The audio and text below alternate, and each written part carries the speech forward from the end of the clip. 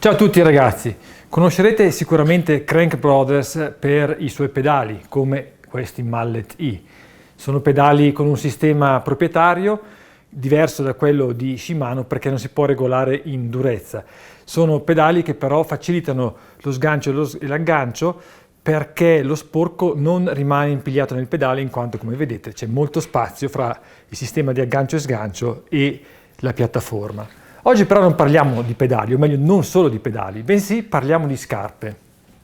Infatti Crank Brothers presenta la sua prima scarpa, da abbinare ovviamente ai propri pedali. Intendiamoci, lo dico già dall'inizio, queste scarpe Crank Brothers sono anche compatibili con altri pedali, come per esempio quelli Shimano. Però vengono consegnate così come le vedete, cioè con la tacchetta già attaccata di Crank Brothers, quindi per i famosi pedali Crank Brothers.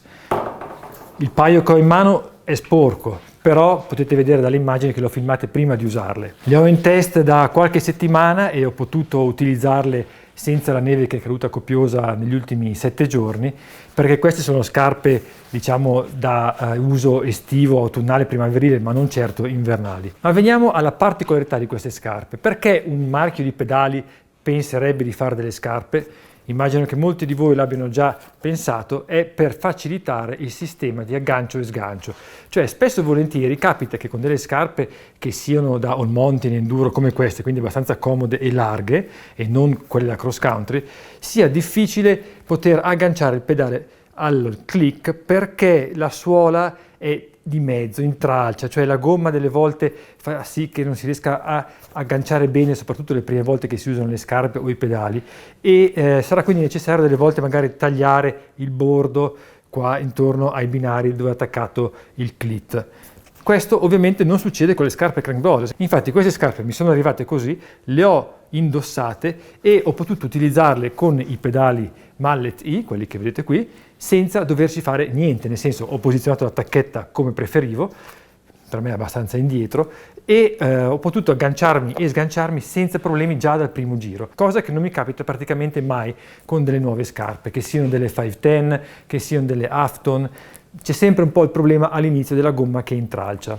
Crank Brothers ha denominato questo sistema il match, cioè vuol dire combinare la scarpa al pedale, proprio perché è facile agganciarsi e sganciarsi. Interessante però è anche la suola. La suola infatti è di una mescola proprietaria, la MC1, è abbastanza morbida, ma soprattutto è una suola che consente con il suo disegno anteriore e posteriore di riuscire a camminare senza scivolare. E non solo, essendo il clit, quindi questo attacco ben incassato nella suola, non avrete mai il clit che va a toccare per primo il suolo, cosa che certe volte provoca di scivolare magari sulle rocce perché proprio la parte metallo è quella che tocca per prima. Il disegno, come potete vedere, è arrotondato, nel senso che i tasselli non sono esattamente dritti, ma sono arrotondati per facilitare proprio l'aggancio e lo sgancio, soprattutto anche lo sgancio, in modo che uno non rimanga incastrato poi nei pin che per esempio questi pedali hanno qua sulla gabbia. Ovviamente tacco e punta sono rinforzati perché sono comunque scarpe da enduro all mountain pensate per un uso abbastanza gravoso, quindi in discesa si pensa che possano alzarsi dei sassi che colpiscono le dita del piede, e allo stesso tempo la suola sale bene verso la tomaia, quindi protegge proprio anche la parte interna ed esterna del piede. La tomaia è bucherellata per assicurare la ventilazione. Per quanto riguarda il sistema di chiusura ve ne sono ben 3. Quello che vedete qui è un po' un ibrido, nel senso che abbiamo il laccio, che si chiude in questo modo, e la fascia velcro.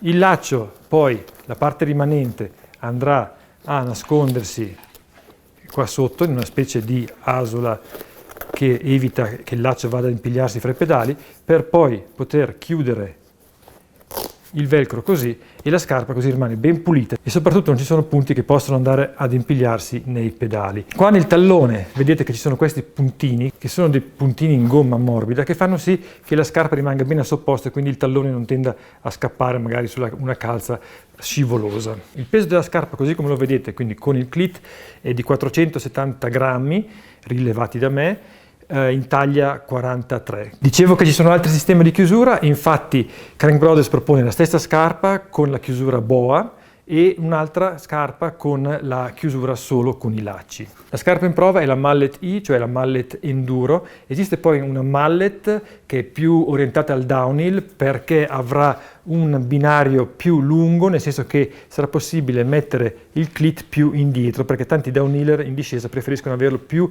al centro del piede possibile per non affaticare le gambe. Per il resto la scarpa è molto simile a questa qua, ma avrà altre colorazioni. Comunque qua sotto trovate il link con tutti i dettagli della gamma e dei prezzi. Infine Crank Brothers propone una scarpa per pedali flat, la Stamp, che si chiama come i pedali flat di Crank Brothers, che ha una suola con una mescola diversa, un attimino più morbida, è la MC2, per il resto è molto simile a quella che vedete qua, ma vi rimando di nuovo al link che trovate qui sotto. Ho potuto provare la Mallet E anche in condizioni di asciutto, nella traversata, quindi il famoso sentiero che avete visto ultimamente con la neve, ma l'ho provato anche senza neve, ma adesso devo uscire con la neve, perché qua fuori dalla sede ci sono circa 30 cm di neve, quindi andiamo fuori e vediamo un po' nei dettagli come si comporta.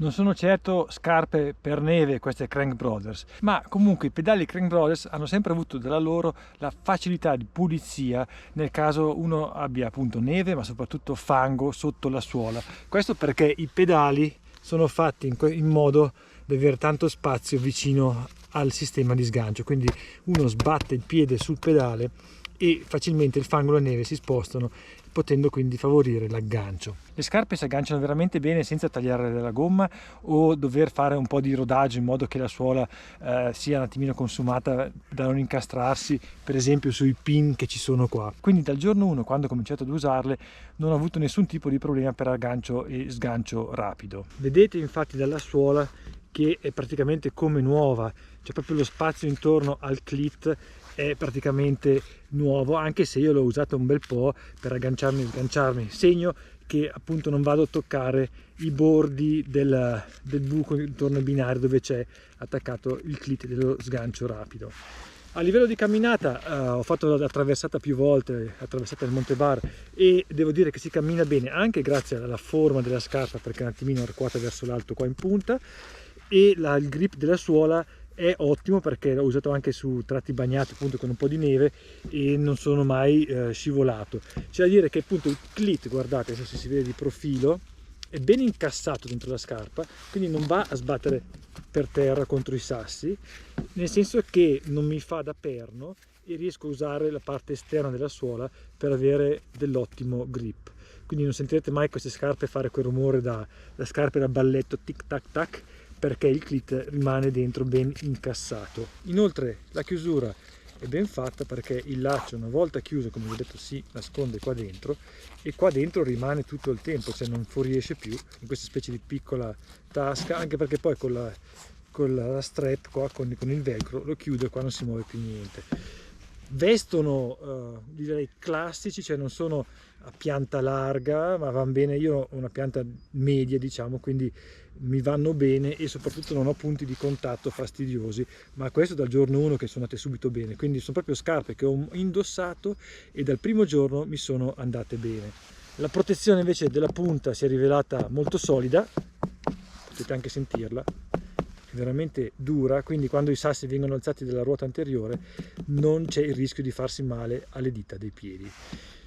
Altra cosa, la traspirabilità, non sono scarpe invernali come vi ho detto, asciugano molto in fretta, infatti in un'occasione le ho bagnate completamente, ma si sono asciugate nel giro di una mezza giornata, proprio perché la tomaia è ben traspirante e in un materiale che non assorbe troppo acqua, cioè non sono le 510 che si impregnano e diventano dei mattoni, sono piuttosto delle scarpe abbastanza leggere qua sulla tomaia, che quindi favoriscono sia la traspirabilità che non l'asciugamento in fretta della scarpa. La suola a livello di rigidità è piuttosto rigida, quindi trasmette bene la potenza del piede sul pedale. Non sono scarpe da cross country, quindi non è una suola in carbonio super rigida che porta ogni watt sul pedale, ma per essere delle scarpe comode da enduro e da all mountain, diciamo che fanno bene il loro lavoro quando uno pedala. Avrete quindi capito che le scarpe Crank Brothers mi sono piaciute molto, dal giorno 1 proprio. Le ho indossate, sono partito, non ho più avuto problemi né di aggancio né di sgancio né di